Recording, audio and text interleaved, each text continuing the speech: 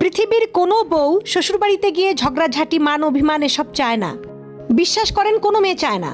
যদি কখন দেখেন কোনো বউ ভীষণ ত্যক্ত বিরক্ত হয়ে গেছে, ছিটমিট করে সবসময় সারাক্ষণ শ্বশুরবাড়ির মানুষদের উপরে ঝগড়াঝাটি এবং মেজাজ খারাপ করে, তাহলে ধরে নেবেন বিসমিল্লাহটা খারাপ ছিল। বিসমিল্লাহ মানে বিয়ের পর পর একটা মেয়ে যখন আরেকটা ঘর থেকে আপনার ঘরে আসছে, তখন তার খুব যত্ন দরকার ছিল কিংবা সহযোগিতার দরকার ছিল, একটু সময় দেওয়ার দরকার ছিল।